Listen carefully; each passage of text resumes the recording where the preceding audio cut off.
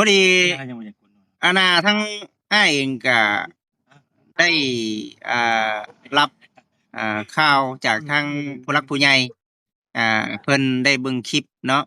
ได้เบิ่งคลิปของทางบ่าวบอสแหน่อ่าทีมงานหลายๆคนไปถ่ายนั่นแหละและเพิ่นโอ้มีจิตใจอยาก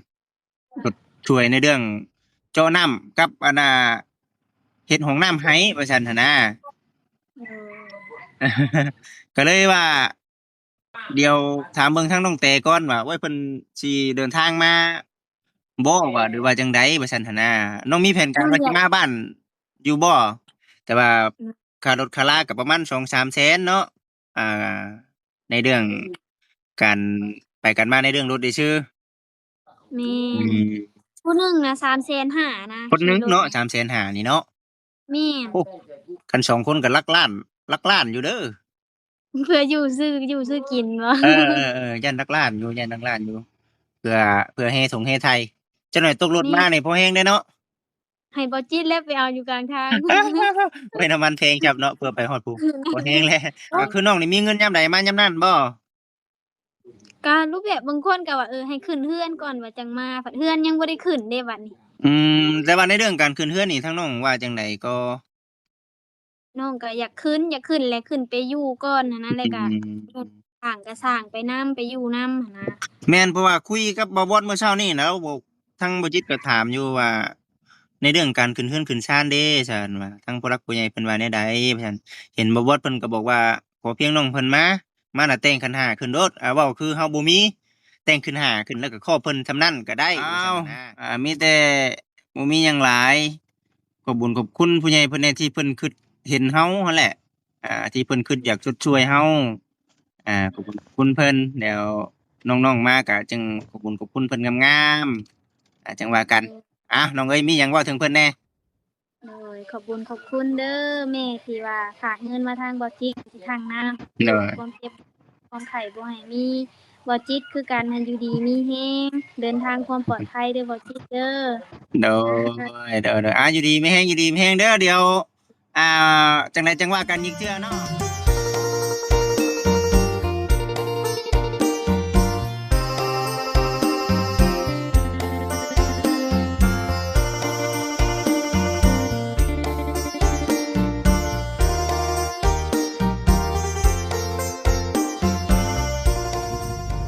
โดยพี่น้องเอ้ยกราบทักทายสบายดีพ่อแม่พี่น้อง FC ทุกท่านทางฝั่งลาวฝั่งไทยทางต่างประเทศเด้อพี่น้องเด้อพ่อกับบ่จิตคือเก่าเช่นเดิมเนาะมื้อนี้เด้อพี่น้องเด้อเนาะขออนุญาตบัดคำนำหลายๆมื้อนี้ทางบ่จิตก็สิโทรหากับทางน้องแต่พี่น้องเอ้ยเนาะพอดีว่ามีทางผู้หลักผู้ใหญ่พี่น้องเอ้ยเนาะเพิ่นเห็นคลิปเนาะเพิ่นเห็นคลิปของทางบ่าวบอสแน่เนาะหลายๆช่องที่ว่าได้มายอดชอดเป็นไง เดินทางอยู่นี่ถึงทางมาซั่นเนาะตอนนี้ก็อยู่รถน้ำบ่อแสนพี่น้องเนาะทางบ่อแสนสบายดีกับทางบ่อค่ำเนาะสบายดีแม่นพอดีทั้งผู้รักผู้ใหญ่พี่น้องเอ้ยเนาะเพิ่นได้เห็นคลิปเนาะของทางบ่าวบอสแน่หลายๆช่องที่ได้ไปถ่ายและเห็นในเรื่องของทางเพื่อนของทางน้องเต้ประชันบัดคิดเห็นและคิดกระบาบน้องเพิ่นประชันนะพี่น้องเอ๋ยเนาะในเรื่องที่ว่าห้องน้ำเนาะห้องน้ำกับโจ๊ะน้ำพี่น้องเอ๋ยทางผู้รักผู้ใหญ่เพิ่นเห็นบัดเพิ่นอยากชดช่วยเนาะก็เลยบอกทางบ่จิตนี่บ่จิตเอ้ยประชันลูกเอ้ยคันว่าเป็นไปได้เนาะสุดช่วยเนาะเป็นสะพานบุญให้แม่ได้บ่ประสันทนาพี่น้องในเรื่องการไปเจาะน้ำเจาะในให้เนาะก็บ่จิตเองก็ได้เนาะได้แต่ว่าต้องได้โทรคุยกับทางน้องเตก่อนประสันทนาแต่ว่าน้องเตเพิ่นก็ยังบ่ทันได้มาเดี๋ยวสิลองโทรคุยกับเพิ่นก่อนเพิ่นสิมามื้อใดหรือว่าคารถคาราเพิ่นมีโบเรื่องเงินคำกำแก้วเนาะอันนี้ก็เดี๋ยวสิ โทรถามไทยเบิ่งพี่น้องเนาะหลายๆคนก็คือสิฮู้กันดีเนาะเพราะว่าจุดประสงค์ของทางผู้รักผู้ใหญ่เพิ่นแบบว่าโอ้เห็นน้องเพิ่นเนาะเข่งบ่กล้าขาบ่เกิงเห็นแล้วก็ขึ้นกระบะน้องเพิ่นว่าจังซั่นนะพี่น้องเอ้ยพอดีน้องเพิ่นเนาะโทรมานำแน่พี่น้องเอ้ยเพราะว่าทางบ่จิตบอกว่าก็มาว่างๆก็โทรมาหาบ่าวในเด้อว่าจังนั้นนะภาษาพี่น้องเอ้ยจังไดก็ก่อนอื่นเนาะผิดพลาดประการใดก็กราบขอโทษขออภัยนำหลายๆพี่น้องเนาะทางบ่จิตเองก็สิเฮ็ดตามหน้าที่ที่ว่าทางผู้รักผู้ใหญ่เพิ่นมอบหมายงานให้มันสำเร็จคือจุดประสงค์ในเรื่องของทางการเจ้าน้ำกับเฮ็ดห้องน้ำกับขออนุญาตบัตรคำเนาะแล้วก็ขออนุญาตนำทางจูดี้พร้อมเด้อเนาะทางบอบอสทางบาวโอดีทางบุจิตเองก็ได้โทรถามไทยปรึกษาประสานงานกันแล้วทางบอบอสเพิ่นก็ว่าโอเคค่ะหากว่ามีงบก็ดีใจน้ำแล้วว่าสันทนาดำเนินการต่อได้เลยว่าสันวันนี้นะสิโทรหาทางน้องเตเพิ่นก่อนเด้อพี่น้องเด้อโอเคพี่น้องเอ้ยคุยสิก็ได้เนาะโอเคไล่แล้วนี่ก็ได้เอาสบายดีอีกเทื่อดี สบายดีน้องแต่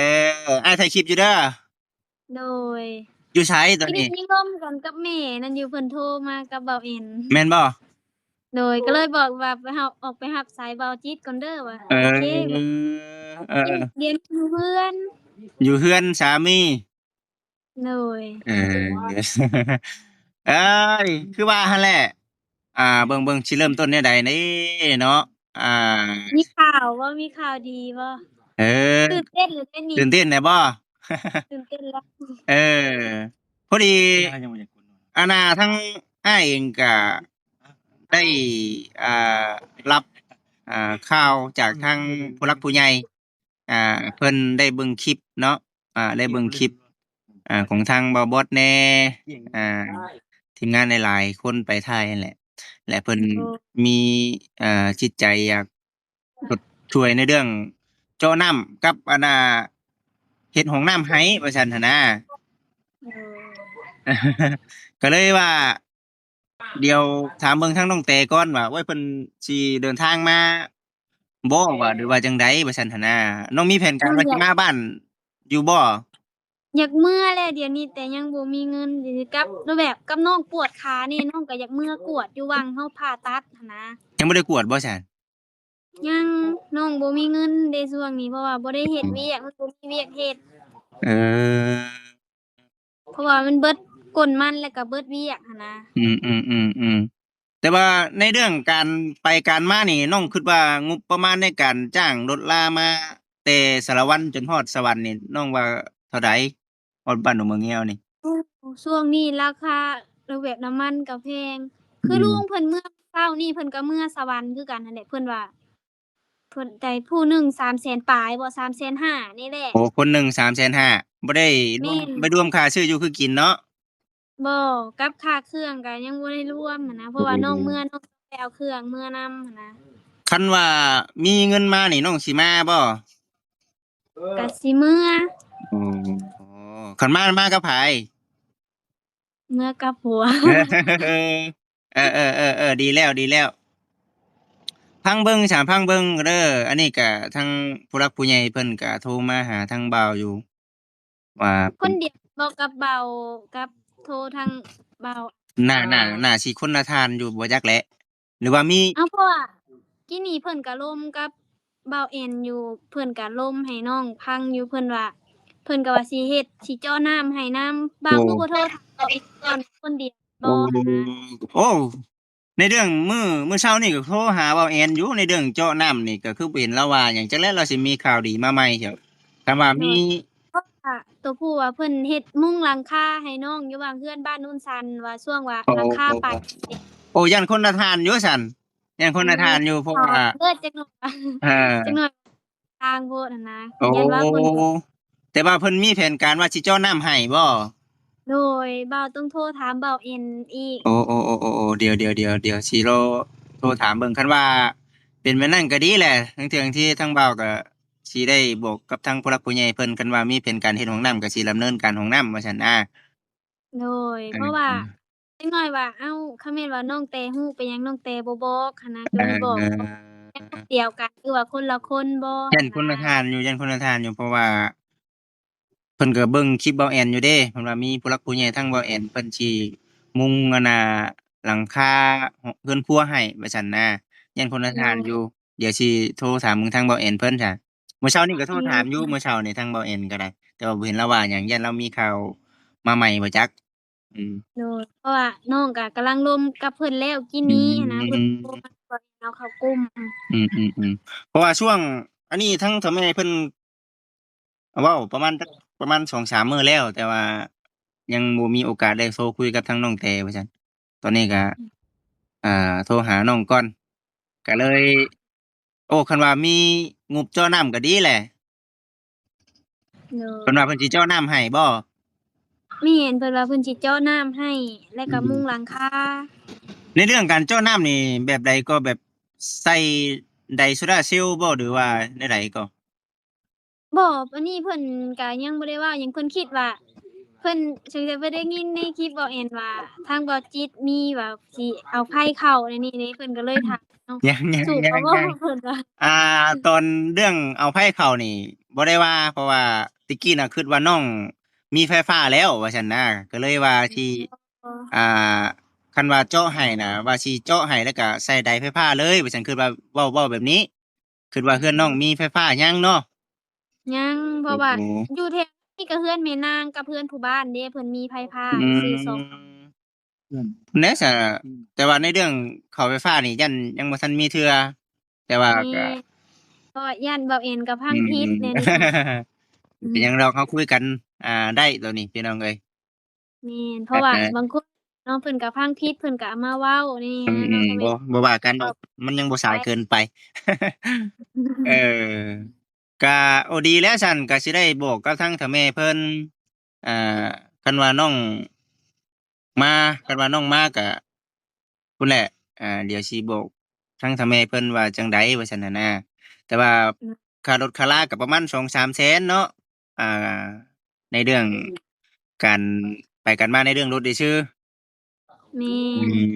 ผู้หนึ่งน่ะ350,000นะคนหนึ่งเนาะขี่รถน่ะ350,000นี่เนาะแม่นโอ้กัน2คนก็หลักล้านหลักล้านอยู่เด้อเพื่ออยู่ซื้อกินบ่ เออๆๆยันหลักล้านอยู่ยันหลักล้านอยู่เพื่อแฮ่ถงแฮ่ไทยจักหน่อยตกรถนี่มานี่พอแฮงเด้อเนาะ ให้บ่จิตแล้วไปเอาอยู่กลางทาง โอ๊ยน้ำมันแพงจับเนาะเพื่อไปฮอดพู้พอแฮงแล้ว โอ๊ยน้ำมันอยู่พี่แฮ่งซื้อยากซับยากอยู่บ่ทางนั้นอืมโอ้ยสุดยอดเลยอืฝนไปตกบ่มื้อนี้มตกอยู่ได้มื้อเช้านี่ตกอยู่ทางนั้นตกอยู่บ่โอ้ยผ้ากำลังเซาห้องอืนี่น้องนอนปวดมขาอยู่แบบผ้าแตกเพิ่นแฮ่งปวดขากะปวดบ่แม่นมันปวดย่างจนบ่เป็นพู้นแหละย่างจนบ่เป็น แบบพู้นแหละมันเข็งมันคิงติแม่นเพิ่นฮอดกำหนดเพิ่นให้เอาออกแล้วบ่ซั้น ยังเท่าไรเพิ่นให้ออกมันเดือนใดปีใดเดือนตอนนี้น้องกำลังได้6เดือนปลาย 6เดือนเป็นปีพุ่นบ่8เดือนคันแม่นว่าอันนั้นก็8อ๋อฮอด8เดือนอะไปกวดเบิ่งนะไปกวดเบิ่งคันแม่นว่ามันบ่ไข้แน่ก็เบายาวเลยเว้าว่าปีหนึ่งเราอะอืเราขอนำหมอมน่ะปีหนึ่งก็รูปแบบเผื่อเราหาเงินหาค่ำอะนะอืคือแบบมๆๆนี้แหละแฮ่งบ่ได้ไปหาเงินโอ้บ่ติแหละพี่น้องเอ้ยเนาะมันเฮ็ดเวียกเฮ็ดงานหยังก็เฮ็ดบ่คือคนปกติเนาะเฮ็ดได้ส่ำที่เฮ็ดได้ด้วยย่อของหนักคือหมู่ก็ยังเครื่องๆอยู่แหละบ่ได้เอขนาดอเว้าอันนั้นนำขนาดย่างเข้าห้องน้ำเทื่อก็ยังได้เซาเมื่อยมันแม่นปวดปวดอยู่ติปวดเดี๋ยวนี้ก็ปวดเออคันแม่นว่าฝนตกฟ้าลงก็ได้อยู่น้ำยาแก้ปวดนั่นแหละเอออา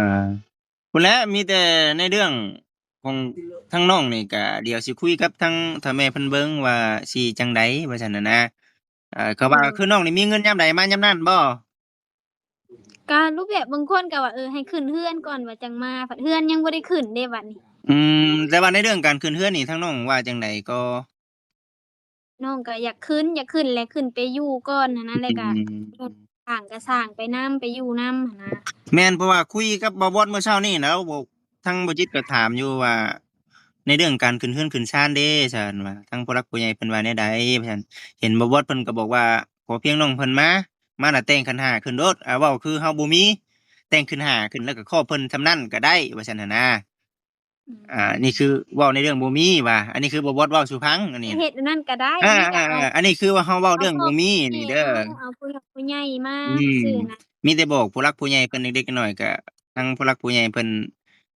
เฮ็ดให้ส่ำนี้เฮาก็โอ๊ยดีใจแล้วล่ะมีแต่ว่าดีใจแม่นๆๆมีแต่คันบ่มีงบมีหยังก็เฮ็ดตามเฮามีก็ได้บ่ถึงแม่ขั้นว่านจัดงานใหญ่พอส่ำใดดอกมีแต่ธรรมดาก็ได้ธรรมดานี่แหเอละบ่จักอๆๆขอเพียงได้เฮ็ดจั่งใดมาอยู่ก็ดีน้องเอ้ยอย่าดอกแม่อาพู้นแหละมาโลดสำหรับอ้ายว่าเด้อถ้าว่ามีงบน่ะมาโลดเออ เลยบ่จำเป็นต้องว่ามีเหล้าไหใกล้โตแบบว่าจัดเป็นพิธีรีตองจั่งใดจั่งหนึ่งดอกมีแต่แบบว่าขันหงขันห้าสำใดสำหนึ่งก็แล้วอันนี้คือเว้าในเรื่องเฮาบ่มีเนาะถ้าหากว่าแม่มีถ้าหากว่ามีเฮาก็ดีใจนำแม่นอาๆๆอันนี้ก็ไปถ่ายคลิปจั่งใดมื้อนี้มื้อนี้ลงมาทางสวรรค์มื้อนี้ก็เลยโทรหาทางน้องแต่ก่อนว่าซั่นน่ะนะก็รู้เหตุผลแล้วคันว่าเป็นจั่งใดเนาะคันว่าเป็นจั่งใดก็เดี๋ยวสิโทรหาอีกเทื่อ โดนั่นแหละโดยเพราะว่าคือในงบของทางบ่าวเองน่ะช่วงตะกี้น่ะว่ามีงบเจาะน้ำกับอันน่ะห้องน้ำว่าซั่นน่ะนะโดยมีก็ให้บ่าวมีก็โทรถามกับบ่าวเอ็นนั่นแหละจักหน่อยว่ามันโอ้ยว่ามีสองทานมาเอช่วยก็บ่อดีก็แล้วสิมีคันว่าทางนั้นเพิ่นมีก็ดีใจแล้วเราก็สิได้เฮ็ดอย่างใดอย่างหนึ่งว่าซั่นนะแม่นคันว่ามีแล้วก็ดีอาเพราะว่าสิได้ดำเนินการห้องน้ำห้องในพู้นแหล้วเดี๋ยวถ้าเบิ่งน้องมาก่อนหั้นแหละอืมมาโดเบิ่งเรือนงามย มาเบิ่งเรือนงามเออ ยังบ่เห็นอยู่อยากเมื่อแต่เหิงเอเลย อมาโลดมาโลดอา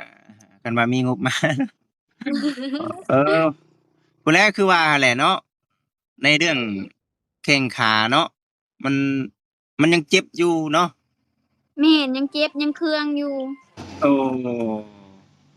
แข้งขายังเจ็บอยู่คันได้ไปรักษาก็คือสิไข้อยู่เนาะไปกวดเบิ่งแม่นบ่แม่นอันนี้ตั้งแต่มื้อนั้นน้องยังบ่ได้ไปกวดเลยเพราะว่าบ่มีเงินไปเลยอืมหรือว่าในเรื่องการถ้าแม่นว่าไปกวดเอ่อน้องอยากลงกวดอยู่พู้นวางเฮาผ่าพู้นแหละอืมต้องไปกวดบ่อนเฮาพาพุ่นเนาะแม่นบ่แม่นน้องอยากไปพู้นแหล้วเพราะว่าทางพี่ก็น้องบ่เคยไปจักเทื่อนะอืม ต้องได้ไปกวดเบิ่งคันว่าคันว่าเฮาเอาออกแล้วนี่มันสิเซาเจ็บบ่น้องคิดว่าแนวใดหรือว่าทางท่านหมอเพิ่นบอกอยู่บ่บ่อันนี้เพิ่นบ่บอกมีก็ฮอดมื้อมันพู้นแหละเพิ่นจังว่าต้องเบิ่งเนาะคันว่าเอาเด็กออกก็เรื่องเจ็บบ่หรือว่าจังใดก็ต้องเบิ่งอีกเทื่อเนาะแม่นเพราะว่าน้องอยากไปกวดเบิ่งคือช่วงนั้นน่ะช่วงฝนตกใหม่ๆน่ะมันเป็นจุดดำๆดำๆหรือแบอืบเขียวๆมซ้ำๆซัมโปะมือนี่แหละมันขึ้น3จุดอยู่วังหัวเข่าพี่ได้อยู่วังผ้าน่ะอยู่วังมันหักน่ะบ่มีวังหัวเข่าวังหัวเข่าน้องรุดโบกพี่เดี๋ยวบ่น็อตบ่จักจัก เอ เพอราะว่ามันเพราะว่ามันมีน็อต2โตเพราะว่ามันเลยออกมาเดะน้องเบิ่งในใบอันนั้นน่ะใบกวดน่ะใบส่องไพ่น่ะอืมันเลมยออกมาจากแบบจากกระดูกเฮาเลยมันเลยออกมาซีดน่ะนะมันก็ปวดบัดอ๋นี้ออยู่ทางหัวเข่าน่ะย้านอันนั้นบ่จักอยู่คันว่ามันคันมันเป็นแนวนั้นก็เบิ่งไปอ่าอันนี้ก็เดี๋ยวสิแจ้งทางผู้หลักผู้ใหญ่เพิ่นก่อนว่าซั่นแล้วก็ บอกพ่อแม่พี่น้อง FC ก่อนยันว่าเพิ่นบ่ฮู้ว่าซั่นยันว่าคือเว้าแหน่หั้นแหละ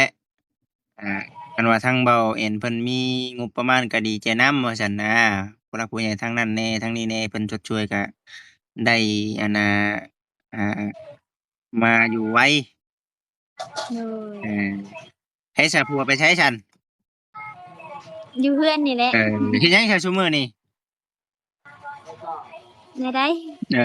อย่าว่าอันน่ะทางผัวเฮ็ดมันอยู่บ่โอ้ยเบิดแล้วเบิดแล้วบ่ เลยปลูกมันแหละเนาะช่วงนี้เนาะแม่นฝนกำลังตกเมื่อวานนี่กับมื้อนี้แหละอือีกประมาณมแล้วเพิ่นว่าสิขึ้นไปปลูกมันหักน้องบ่ได้ขึ้นดอกมันไกลอืม พุ่นแหละ ผู้ผู้ มีแต่น้องๆมาน้องมาก็สิเป็นจังไดก็รอติดตามรับชมเบิ่งว่าซั่นนะมันสิเป็นจังใดอันนี้ก็ยังบ่ได้ไปใกล้เด้อตั้งแต่เพิ่นปลูกเพิ่นปลูกชานให้บ่ได้ไปใกล้เลยจังว่าโอ้ยขออนุญาตบัดคำนำทางเอ้ยจูดี้นำพร้อมเด้อว่าซั่นอืเอ่มอมีแต่ขอบคุญขอบคุณเพิ่นนั่นแหละน้องเอ้ยคือฮู้ๆกันนั่นแหละ สายเข้าอีกแล้ว เออไปสามีแต่ว่าทั้งอ้ายเองก็สิได้ซ้ำนี่แหละมีแต่ว่าให้เจ้าวางก่อนก็ได้เด้อเอออ่ามีสายเข้าเหมือนกันเนาะมันเพิ่นว่างแล้วเดี๋ยวว่างกับเจ้าเดี๋ยวสิโทรหาเพิ่นดอกเป็นป้าเพิ่นอ๋อเมื่อบ้านเป็นป้าเป็นป้าแน่โอเคโอเคนี่แหละน้องเอ้ยเอาๆขอบบุญขอบคุณผู้ใหญ่เพิ่นแน่เพิ่นก็พาเงินมาให้ทั้งอ้ายแล้วเบิ่งดูให้ตั้งกล้องจับเจือกูน่ะมันคือบ่คือเก่าบัดเออเอาแบบใดๆตั้งใหม่ตั้งใหม่เออๆๆๆอ้าวมีแต่บ่มีหยังหลาย ขอบคุญขอบคุณผู้ใหญ่เพิ่นแหน่ที่เพิ่นคิดเห็นเฮาหั้นแหละที่เพิ่นคิดอยากชดช่วยเฮาขอบคุณขอบคุณเพิ่นเดี๋ยวน้องๆมาก็จึงขอบคุญขอบคุณเพิ่นงามๆจังว่ากันน้องเอ้ยมีหยังเว้าถึงเพิ่นแหน่โอ้ยขอบคุญขอบคุณเด้อแม่ที่ว่าฝากเงินมาทางบ่จิตที่ทางน้โดยความเจ็บความไข้บ่ให้มีบ่จิตคือกันให้อยู่ดีมีแรงเดินทางความปลอดภัยเด้อบ่จิตเด้อโดโดยอยู่ดีมีแรงอยู่ดีมีแรงเด้อเดี๋ยวอ่าจังใดจังว่ากันอีกเทื่อเนาะโดยโอโดยเคโอเคฮะปิดประตูก่อนบ่เดี๋ยวคุยโอเคอ่ะได้แล้วโอเคน้องโอเคตามนั้นตามนั้นบ๊ายบาโอเคยโอเคพี่น้องเอ้ยก็ได้โทรคุยกับทางน้องเตเพิ่นเรียบร้อยแล้วพี่น้องเอ้ยเนาะอยากมาอยู่ว่าซั่นแต่ว่าในเรื่องงบประมาณการเงินการคำเนาะบ่มีก็เลยบ่ได้ขึ้นมาจ้างรถมีก็คนหนึง350,000 2คนก็700,000เนาะพี่น้องเอ้ยโอ้ยหลักล้านโนู่นนะพี่น้องเนาะหลักล้านหลักล้านพุ่นแหละเอาจังใดก็จังว่ากันอีกเทื่อมื้อนี้ทางบริษัทเองก็มีงบประมาณส่วนใดส่วนหนึ่งตะกี้น่ะว่าสิเจาะน้ำก่อนเนาะแม่เพิ่นก็ฝากเงินมาให้บริษัทเลยล่ะว่าสิมาเจาะน้ำแต่ว่ายังบ่ได้คุยกันกับทางน้องเตแต่ว่าทางเบาเอ็นเพิ่นเพราะว่ามีงบในเรื่องการเจาะน้ำเจาะในแล้วว่าซั่นนะพี่น้องเอ้ยก็ดีใจนำ ก็บัดนี้นะสิดำเนินการเรื่องห้องน้ำห้องไหนเนาะอันนี้คือได้โทรถามมึงทางบอบดแล้วพี่น้องเลยเนาะบอบดเพิ่นก็ว่าในเรื่อง2อย่างนี้ยังบ่ทันมีทางบ่จิตเองก็เลยอ่าตกลงเนาะตามที่ว่าทางแม่เพิ่นได้บอกมาว่าซั่นนะทางบ่จิตก็เลยรับปากว่าสิเป็นสะพานบุญให้กับทางผู้หลักผู้ใหญ่เพิ่นว่าซั่นนะแต่ว่าเห็นทางน้องแต่เพิ่นบอกว่ามีงบประมาณในเรื่องการเจ้านำเจ้านายทางบ่แอนเพิ่นก็เอาดีใจให้แล้วพี่น้องไอเดียสิโทรถามไทยเบิ่งทางบ่แอนเพิ่นนำแน่มันจังบ่ซนกันเนาะก็มาเพิ่นว่าโอเคมีแล้วก็จังว่ากันอีกเทื่อพี่น้องเอ้ย เอาสำหรับคลิปนี้ก็ถ้าหากว่าผิดพลาดประการใดเด้อพี่น้องเด้อเนาะทางประเทศเองก็ขอโทษขออภัย FC ทุกท่านเนาะขออนุญาตบัดคำนำลายสำหรับเรื่องราวกันว่าอันใดบ่เข้าอันใดที่ว่าบ่คักบ่แน่เนาะก็เฮ็ดตามทางกแม่เพิ่นบอกมาแหละทางบ่จิตก็ได้เนาะก็เดินก็ขอขอบคุญกับคุณทั้งแม่หลายๆเด้อแม่เด้ออยู่ดีไม่แห้งแม่เอ้ยร่ำรวยๆปราศจากโรคภัยไข้เจ็บทุกประการเนาะคิดเงินก็ได้เงินคิดคำก็ได้คำเด้อแม่เด้อเนาะร่ำรวยๆมีแต่ว่าเป็นจังไดก็จังว่ากันอีกเทื่อสำหรับคลิปนี้ขอกล่าวคำว่าสบายดีอยู่ดีมีแห้งพี่น้องเอ้ย